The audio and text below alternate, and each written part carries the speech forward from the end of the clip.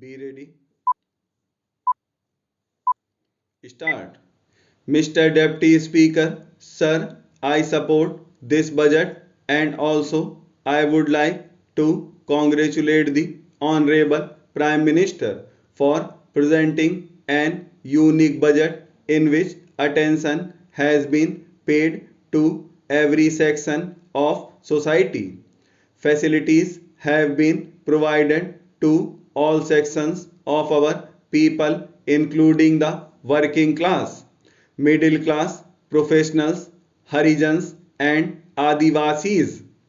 The Honorable Prime Minister, by his budget, has made an auspicious start in giving a new direction to the country, which had its origin in Gandhiji's slogan for Free India and which started in the rural areas and which was implemented by late Pandit Jawaharlal Nehru and got further encouragement by late Srimati Indira Gandhi in her new economic program.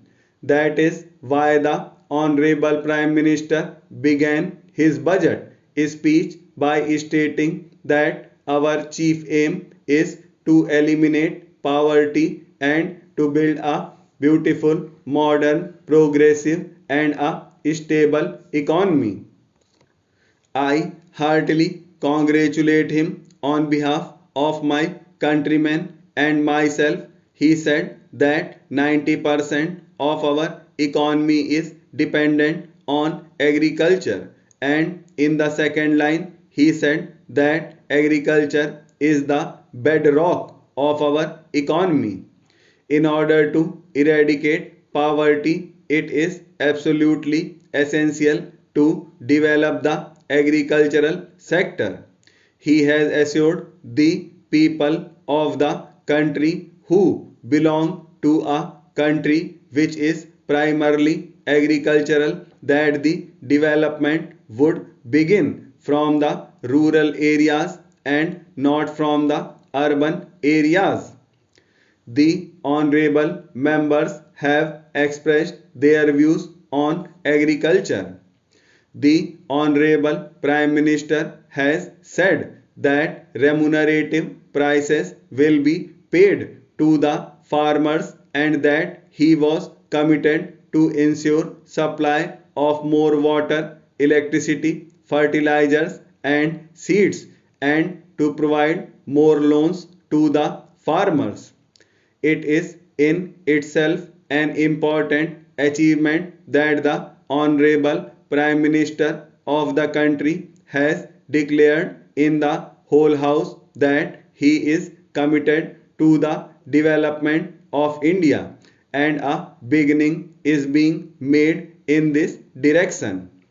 There can be no two opinions about it that under the leadership of the present Prime Minister, those areas of the country which had remained backward for the last 50 years would now be able to make rapid progress. Concessions have been granted not only to agriculture but to industries as well, particularly to the small scale units. For example, the leather industry.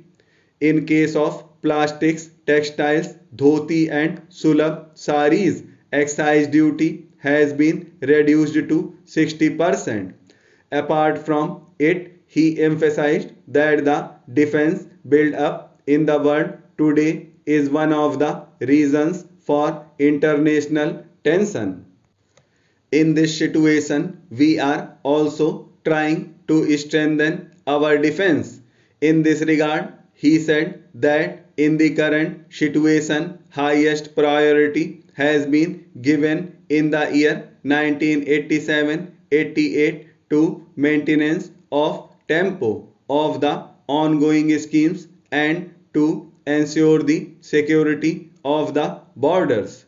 Budget outlay for 1987-88 is rupees 2 crore, of which rupees 14 crore is in the shape of budgetary support. By this outlay, if 36% of the targets of the 7th 5-year plan could be achieved, it would be a record achievement. Our borders have become more secure and will be strengthened even more. It is also a matter of pride. Along with it, I would also like to make my submission in regard to education. The Honorable Prime Minister had made announcements regarding education policy at the very outset. This year, rupees 800 crores have been earmarked for it. Now, through the new education policy, we would be able to provide quality education to those children who, for some reasons, are not able to go to towns for higher education. The more education spreads in this country, the more will it unite, make strong and integrate.